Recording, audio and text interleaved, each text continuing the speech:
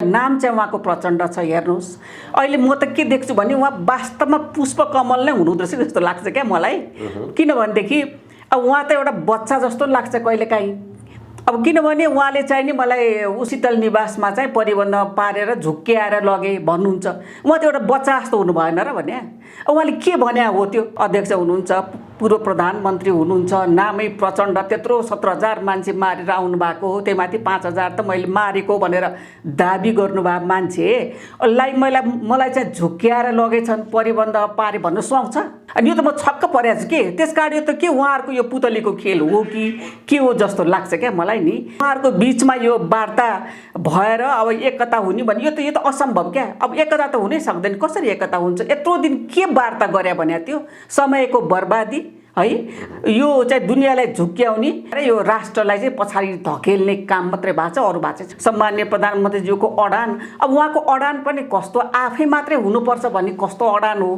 कुरा मिलाउने पक्षमा हुँदै हुनुहुन्न। त्यसरी एउटा जिद्दी गरेपछि त केही पनि कुरो त त्यो आउँदैन नि, समझदारीमा त आउँदैन नि। त्यस कारण त्यो उहाँको अडान पनि केही हिसाबले ठिक छ, तर त्यो यो जुन किसिमको यो राष्ट्र चलाउने जुन किसिमको हुनु पर्थ्यो त्यो चाहिँ भएको मलाई चाहिँ ठिक चाहिँ लाग्दैन। उहाँले चाहिँ त्यो सेनालाई त्यसो भन्न मिल्दैन, त्यो कुनै हालतमा मिल्दैन। सेना नभएको भए यो देश एकीकरण पनि हुने थिएन। सेनाले गर्दाखेरि नै यो देश एकीकरण भएको हो। र सेनाको मुख्य काम भनेको के हो भनेदेखि एउटा चाहिँ नि हाम्रो यो सार्वभौम सत्ताको रक्षा गर्ने हो हैन। सार्वभौम सत्ताको रक्षा गर्ने सेनाको कर्तव्य हो। त्यसपछि भौगोलिक अखण्डताको रक्षा गर्ने हो र जनतालाई चाहिँ शान्ति सुरक्षा दिने हो क्या। यो तीनटा मुख्य कर्तव्य हो सेनाको चाहिँ। अब उहाँ आफू रक्षा मन्त्री भएर सेनालाई कहिले औषधि ल्याउन लाउने, कहिले बाटो बनाउन लाउने, यो सेनाको काम त होइन नि। अब उहाँले त्यस्ता काम गर्न लाउने अनि फेरि के भने सेनाको हिसाब किताब पहिला चाहिँ खोजिँदैन थियो। किनभने यस्तै किसिमको ठुल्ठुला कार्यहरू सेनाले गर्ने अपरझटमा जे पनि गर्न सक्छ, पर्न सक्छ भनेर सेनाको हिसाब किताब खोज्ने चलन थिएन। त्यो नभएको हुनाले सायद हुनसक्छ उहाँहरूले चाहिँ उनीहरू मार्फत औषधि मगायो भने हिसाब देखाउन पर्दैन भने त्यहाँबाट नि कमिसन खान खोज्या हो कि। खै मैले पढाउँदा त मलाई ईश्वर पोखरेल राम्रै लाग्थ्यो, पछि भेट्दा पनि राम्रै लाग्थ्यो, तर मैले त्यस्तो सिकाएको त थिइनँ नि। अब ट्याङ्कीमा पैसा लुकाउन मैले सिकाएको थिएँ त थिएन। अब यो अहिले चाहिँ सेनालाई चाहिँ त्यस्तो किसिमको दोषहरू लाउन त हामीले त पढा होइन, तर अब उहाँहरूको चाहिँ के भो शक्तिमा पुगेपछि, पावरमा पुगेपछि चाहिँ नि अलि बुद्धि चाहिँ भ्रम, अलि कता केही हुँदो रहेछ कि, अब त्यो दिग्भ्रमित हुनुहुँदो रहेछ कि उहाँहरू। यो चाहिँ भन्न नपर्ने, यो यस्तो भन्न मिल्दैन, सेनालाई यस्तो भन्न चाहिँ मिल्दैन। यत्रो महिना चाहिँ नि वार्ता भन्छन्, वार्ता असफल भइरहेछ, देश अगाडि बढ्न सकेका छैन। अब अहिले अब त्यो अध्यक्ष चाहिँ नि कोही चाहिँ प्रचण्डजीलाई अध्यक्ष बनाउन आतुर छन्, कोही ओलीजी नै हुनुपर्छ भन्छन्। अब म के देख्छु भने प्रचण्डजीमा पनि के जादुको छडी छ र भने हामीले त दन्तकथामा पढ्थ्यौँ, सुनको छडी र चाँदीको छडी छोइदियो भने चाहिँ बदलिने, यो हुने र त्यो हुने। अब त्यस्तो छडी त उहाँसँग त छैन। अब त्यस्तो नभएपछि तुरुन्तै अब उहाँ आउने बित्तिकै बदलिने होइन। खालि अध्यक्षलाई, प्रधानमन्त्रीलाई मरिमेट्ने किन होला भने नि त्यही मात्रै हुनपर्ने। वास्तवमा प्रचण्डजीले प्रधानमन्त्री अध्यक्ष हुने नै हो भनेदेखि उहाँले यो बेलामा अहिले त त्यहाँ चाहिँ नि कोही बाहिर निस्किन सकेका छैन। हेर्नुहोस् है, यो सरकारका मान्छेहरू यत्रो जनता पानीले डुबिरहेछ होइन, पानीले डुबिरहेछन्। अब अहिले हेर्नुहोस् आत्महत्या गर्ने मात्रै 2300 पुग्न लागिसके। हेर्नुहोस् बरु यो कोरोनाले चाहिँ 100जना नि पुगेको छैन। रोगले भन्दा नि भोक र शोकले चाहिँ मान्छे मरिरहेछ। मान्छेले आत्महत्या भन्ने कुरा त्यसै गर्दैन। जब उसले म आफू मरे भन्ने उसले सम्झिन्छ अनि मात्र ऊ आत्महत्या गर्छ। बिख खाएर मर्ने 36जना पुगिसकेका छन्। झुन्डिएर मरिने चाहिँ के अरे यो 1828 पुगिसकेका छन्। हेर्नुहोस् मसँग डाटा पनि छ।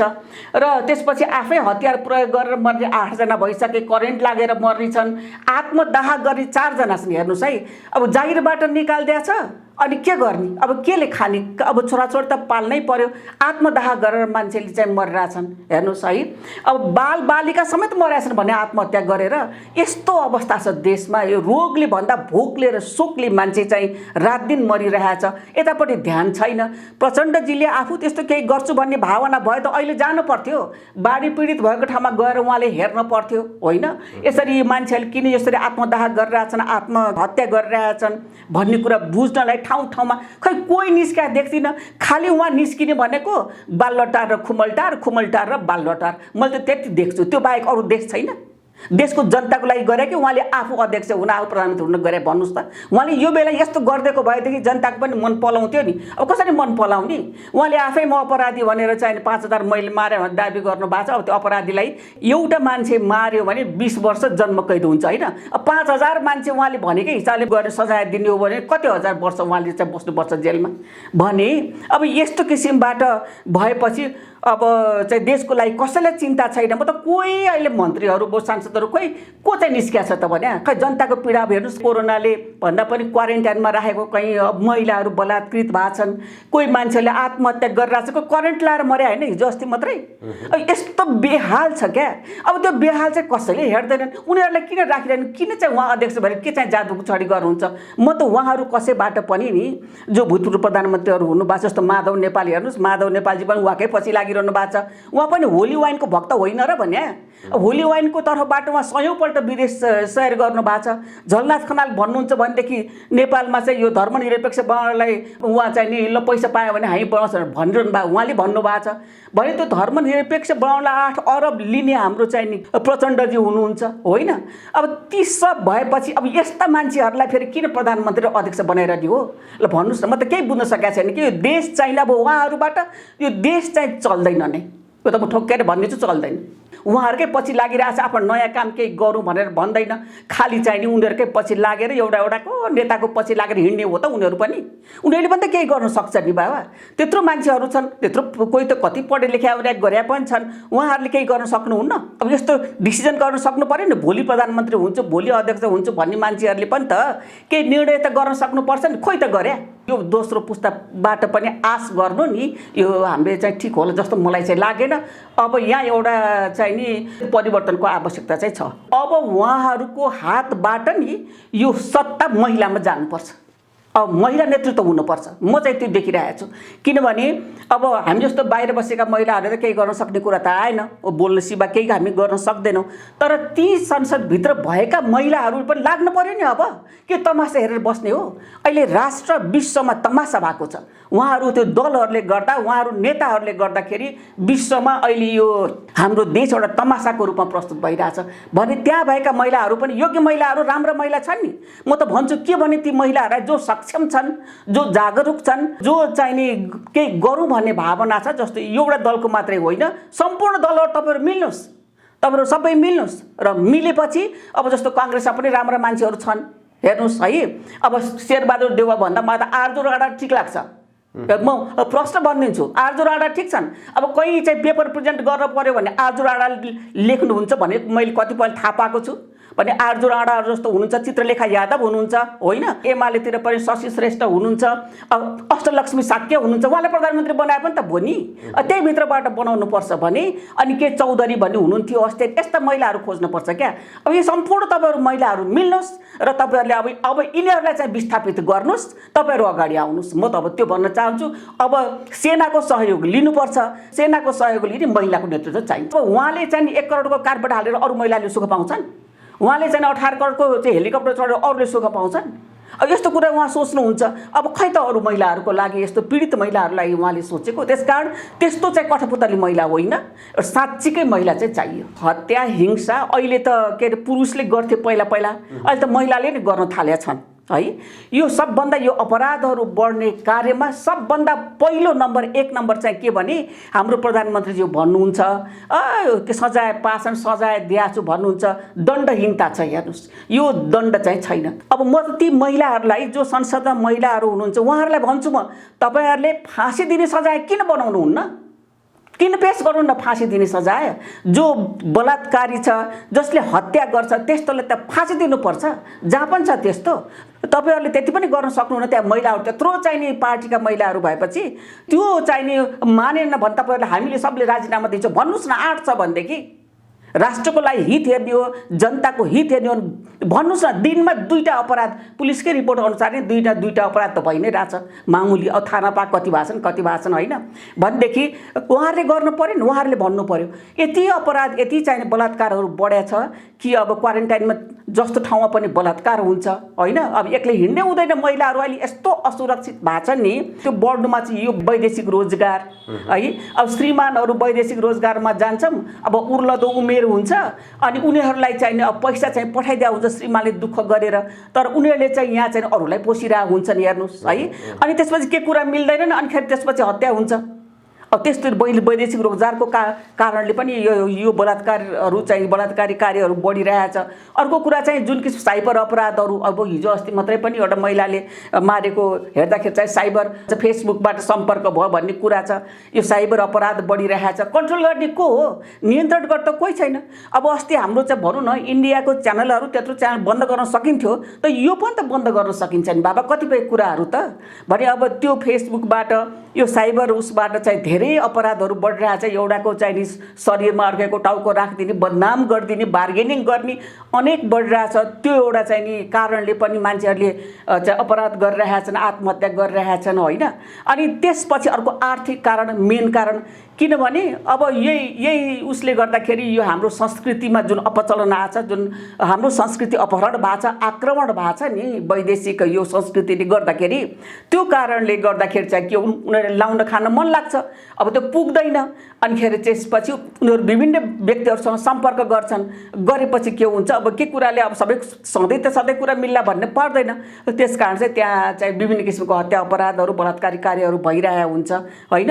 अर्को सांस्कृतिक कारण हो हेर्नुहोस्, जुन चाहिँ एउटा चाहिँ धर्मनिरपेक्ष हुनु पनि एउटा मेन कारण हो। किनभने जुन धर्म भनेको नि यो आध्यात्मिक विचार चाहिँ धर्म होइन क्या।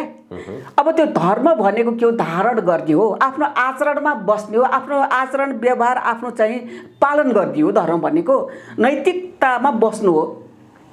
अब हाम्रा के नेताहरू नै नैतिकतामा बस्दैनन् है, नैतिक व्यक्तित्व उनीहरूको छैन। अनि त्यसपछि अब उनीहरूले चाहिँ नि नैतिकताको पाठ पढाउन सक्ने कुरा पनि भएन हुँदाखेरि यहाँ नैतिकहीन भए र धर्मनिरपेक्ष बनाउनुको कारणले चाहिँ के हो भनेदेखि त्यहाँबाट चाहिँ नि जुन किसिमको यो वैदेशिक संस्कृतिको चाहिँ नि यो आगमन भयो र त्यसपछि चाहिँ मानिसहरूले चाहिँ नि विभिन्न चाहिँ नि यो नग्नता है, यो लवाई खवाई फेसन सम्पूर्ण कुरा उनीहरूलाई गर्न मन लाग्छ। गर्न मन लागेपछि विभिन्न पुरुषहरूसँग सम्पर्क गर्छन्, अब लाउन खान मन लाग्छ। फेरि के भयो भने अर्कोतिर शिक्षा, अहिले चाहिँ सारा शैक्षिक संस्था बन्द छ, रोजगारी छैन होइन। अनि मान्छेले कहाँबाट कमाउने, कहाँबाट ल्याउने, के गरी खाने, सम्पूर्ण त्यो हुँदाखेरि बलात्कारी कार्यहरू चाहिँ बढिरहेछ। त्यति सजाय दिने मात्रै चाहिँ नि कानुन बनिदिए पनि धेरै घट्थ्यो क्या। अब त्यस्तो चाहिँ अपराध गर्नलाई यो फाँसी दिने सजाय किन बनाउँदैनन्? म छक्क परिरहेको छु। किनभने बनायो भने कतिपय उहाँहरू आफै पर्नुहुन्छ होला मेरो विचारमा, त्यसकारण चाहिँ बनाउँदैन नि, नत्र किन नबनाउने भन्नुहोस् त। अब त्यो मान्छे जसरी मारेछ, टुक्रा टुक्रा पारेछ, अब कहिले पुरुषलाई कहिले महिलालाई गरिरहेछ, त्यो हेरेर बस्नुपर्ने हामीले। अब भन्नुहोस् त अस्ति भर्खर चाहिँ नि रञ्जन कोइराला भन्ने श्रीमतीलाई त्यसरी चाहिँ नि मारेर लगेर जे गरे नि हुने उसले चाहिँ अब 20 वर्ष कैद 8 वर्षमा निक्लिने, त्योभन्दा पहिला बालकृष्ण ढुङ्गेल 10 वर्षमा निस्किने होइन। अब उहाँहरूको आफ्नो मान्छे भयो भनेदेखि अब चाहिँ जति चाँडो निकाल्दै नि हुने, मान्छे मारेर त उहाँहरूलाई केही छुँदो रहन्छ भने त्यस्तो किसिमको भइरहेछ। फाँसी दिने सजाय भयो भने केही नियन्त्रण त हुन्थ्यो नि। आफूलाई नै फाँसी पाउँछु भनेपछि त उसले गर्छ? उसले गर्दैन नि, चाहे पुरुष हो कि चाहे महिला होस्, उनीहरूले गर्दैनथे। त्यसकारण चाहिँ यहाँ चाहिँ अपराध यो दण्डहीनता सबभन्दा मुख्य कारण। अब भन्न त हाम्रो प्रधानमन्त्री भन्नुहुन्छ दण्ड सण्ड छ, यसो छ उसो छ, म त दण्ड सण्ड दिएको देख्दिनँ र यो भ्रष्टाचारीलाई पनि समातेको, उनीहरूलाई सजाय दिएको देखिँदैन। पुरस्कृत गरेको पनि, पुरस्कृत गरे पनि कसलाई भने भ्रष्टाचारीलाई गरे देखिन्छ क्या। अस्ति भर्खर पनि धमाधम आइ नै रहेछ, जुन सिइओ उहाँले बनाउनु भयो त्यो पनि चाहिँ नि विभिन्न उसको चाहिँ एजेन्ट हो र त्यो भ्रष्टाचारी भनेर त आइ नै रहेछ भने त्यस्ता मान्छेहरूलाई उहाँहरू छान्नुहुन्छ, राम्रो मान्छे छान्नुहुन्न। अब उहाँ एउटा राम्रो भएर देश चल्दैन क्या। उहाँले चाहिँ राम्रो मान्छे छान्न सक्नु पर्यो नि त।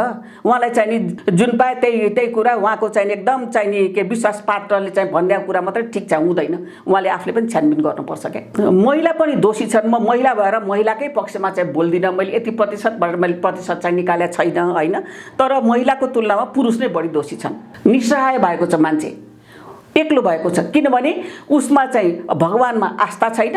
अब भगवानमा आस्था हुनु भनेको एउटा विवेकलाई प्रयोग गर्नु हो। अब त्यो नभएपछि उसले जे पनि गरेपछि त्यसको पश्चाताप हुन्छ। उसलाई पश्चाताप भएपछि ऊ एक्लो हुन्छ, ऊ समाजले उसलाई एक्लो बनाइदिन्छ।